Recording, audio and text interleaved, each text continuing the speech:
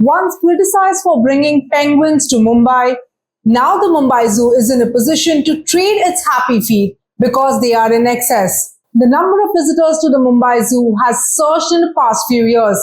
So how did this turnaround happen? We will discuss all of this in today's episode of Mumbai Matters. Hello and welcome. I'm Purva Chitnis, special correspondent with ThePrint.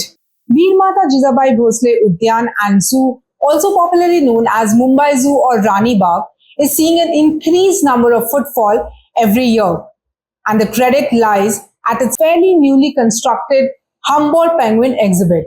On July 26, 2016, Mumbai Zoo brought in 8 penguins from Seoul, South Korea. There were 3 males and 5 females that were brought in. They were kept in quarantine until March 2017 when they were put on display. But during that quarantine period, one of the females died and BMC received a lot of flack for it. In fact, this project, which is a brainchild of Shiv Sena leader Aditya Thackeray, also received criticism for bringing in these exotic birds in Mumbai. The questions were raised on BMC's ability to create and maintain an enclosure for these penguins to actually thrive. Questions were also raised on the amount that the BMC was spending on these exotic birds. At that point of time, the BMC said that it spent 15 crore to create this enclosure for penguin. So now 7 years later, the number of penguins in Mumbai Zoo has doubled to 15. And that is why the Mumbai Zoo Authority is ready to trade these penguins for other animals.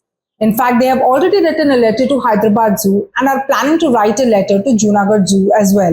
In fact, worldwide the animal exchange program takes place, and the Mumbai Zoo has said that since they have penguins in their excess list, they are trying to see if they can get in return wolves, jackals, crocodiles or lions from other zoos. Although these penguins are a success story, but the maintenance of these birds is definitely not easy.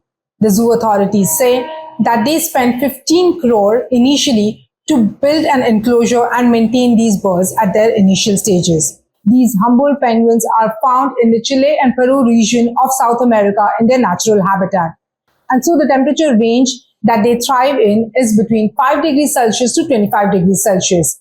And that is why at the Mumbai Zoo, at their penguin exhibit, the temperature that is maintained on an average is between 12 degrees Celsius to 15 degrees Celsius. The authorities say that the air that is blown into the exhibit passes through air handling units and multiple filter layers, and the final air that is blown into the exhibit is fresh air.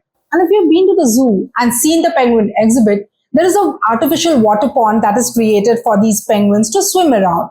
This pond has 40,000 liters of water, and the zoo authorities say that every hour the water is recycled and filtered, and that is why they're not like changing the water every time, but they're using the same recycled water and every hour that is getting filtered. These penguins, in fact, when they were lesser in number, they require 4 to 5 kg of frozen fish, which is fed to them twice a day. But now since the number is increased, so has the food quantity. The zoo authorities say that now they require 8 to 10 kg of frozen fish daily, which is fed to them twice a day.